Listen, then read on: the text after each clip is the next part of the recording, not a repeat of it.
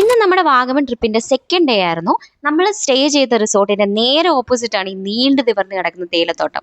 രാവിലത്തെ ആ ഒരു തണുപ്പും ഈ ഒരു സൈറ്റും ഒക്കെ ഒരു രക്ഷയില്ലായിരുന്നു കേട്ടോ. ഇവിടുത്തെ തണുപ്പ് കാരണം നമ്മളെല്ലാം ലേറ്റ് ആയിട്ടാണ് എണീറ്റ്. രാവിലെ എല്ലാത്തിനും കുത്തിപ്പൊക്കുന്ന സീൻസ് ആണ് നിങ്ങളിപ്പോ കണ്ടോണ്ടിരിക്കുന്നത്.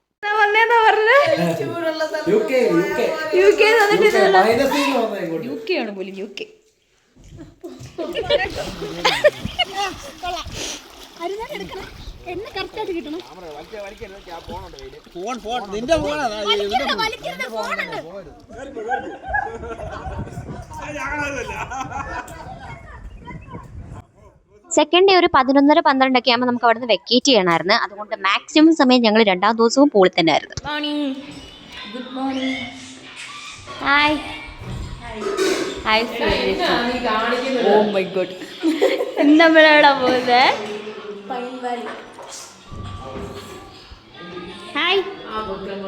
പൂളിൽ നിന്ന് കയറി കഴിഞ്ഞപ്പോൾ തന്നെ എല്ലാവർക്കും അത്യാവശ്യം നന്നായിട്ട് വിശന്നായിരുന്നു. അങ്ങനെ ഞങ്ങൾ ബ്രേക്ക്ഫാസ്റ്റ് ഒക്കെ കഴിച്ച് അവിടെ നിന്ന് തിരിച്ചിറങ്ങാൻ വേണ്ടി ഡ്രസ്സ് ചെയ്യാൻ പോയി.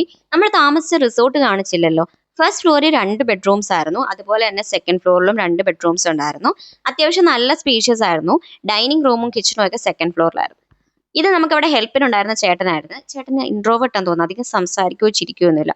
എങ്കിലും നമുക്ക് നല്ല ഉപകാരിയായിരുന്നു. നമ്മൾ പോകുന്ന വഴിയൊക്കെ കാണുന്ന കാഴ്ച ഇതുപോലെ മനോഹരമായിരുന്നു കേട്ടോ. എനിക്ക് ഒത്തിരി ഇഷ്ടമായി ഈ പച്ചപ്പും ഹരിതാപയും കാണുന്നത്. ചുമ്മാതല്ല നമ്മുടെ കേരളം ദൈവത്തിന്റെ സ്വന്തം നാടെന്ന് അറിയപ്പെടുന്നത് അല്ലേ.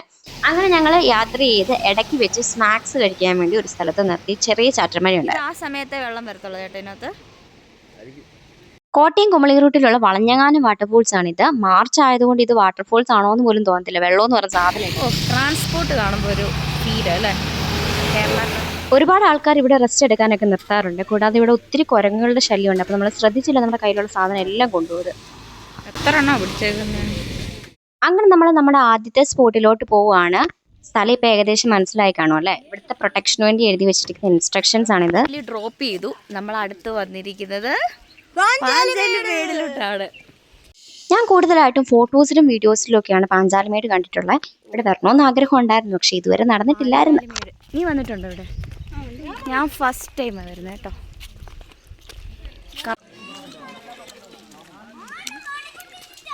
ഫോട്ടോ അല്ല വീഡിയോ അടി.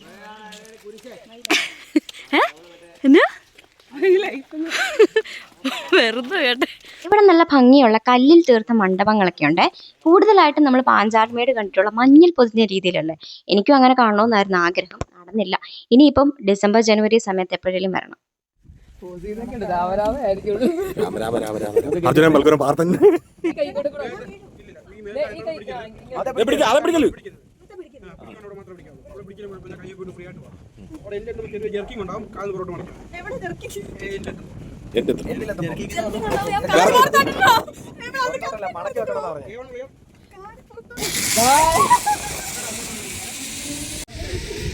മണിക്കുട്ടി അല്ല ശ്രീകുട്ടി കൈ പിടിച്ചേക്കുന്നത്.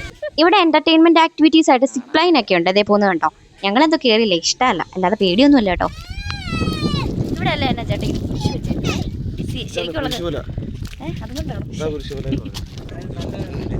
എനിക്ക് ക്ലാസിക്കൽ ഡാൻസ് നൃത്ത ചുവടുകൾ.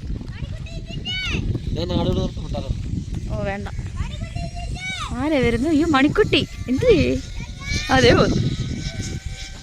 എനിക്കാണ് ഇവിടെ വന്നിട്ട് ഒരു ഡാൻസ് കളിക്കാതെ അങ്ങോട്ട് പോകാനേ തോന്നുന്നില്ല. ക്ലാസിക്കൽ ഡാൻസിൽ നമ്മൾ അത്ര എക്സ്പേർട്ട് അല്ലെങ്കിലും ഒരു സിനിമാറ്റിക് ഡാൻസിലും കളിക്കണ്ടേ. അങ്ങനെ ഞാനും എൻ്റെ നാത്തുവനും കൂടെ ഒരു ഡാൻസ് ഒക്കെ കളിച്ച് പിന്നെ നമ്മളെല്ലാവരും അവിടെ കുറേ നേരം സ്പെൻഡ് ചെയ്ത് അവിടെ നിന്ന് ഇറങ്ങി. നമ്മളന്ന് ഫുഡ് കഴിക്കാൻ ഒത്തിരി ലേറ്റ് ആയിരുന്നു. അതുകൊണ്ട് പോകുന്ന വഴിക്ക് ഒരു റെസ്റ്റോറൻറ്റ് കയറി ഫുഡൊക്കെ കഴിച്ച് തിരിച്ചിറങ്ങിയപ്പം ഒരു ലോറിയെ ബിരിയാണി കൊണ്ടുവന്ന്. നല്ല രസമുണ്ടായിരുന്നു കേട്ടോ എന്നെ കാണാൻ. അങ്ങനെ നമ്മൾ ട്രിപ്പെല്ലാം കഴിഞ്ഞ് തിരിച്ച് വീട്ടിലോട്ട് ഇങ്ങനെ പോരുവാണ്. എല്ലാവരും നല്ലോണം ക്ഷീണിച്ച്. നമ്മൾ 4-5 പേര് വെച്ച് ബാക്കി എല്ലാവരും നല്ല ഉറക്കമായിരുന്നു. എന്താണേലും ഈ തവണത്തെ ട്രിപ്പ് അടിപൊളിയായിരുന്നു കേട്ടോ. ഞാൻ ഇതുവരെ വാഗമണിൽ പോയിട്ടുള്ളതിൽ വെച്ച് ദ മോസ്റ്റ് ബ്യൂട്ടിഫുൾ എന്ന് തന്നെ പറയാം. ഇനി ഇതുപോലെ എല്ലാവരും കൂടെ ഉള്ള ഒരു ട്രിപ്പിന് വേണ്ടി ഒത്തിരി വെയിറ്റിംഗ്.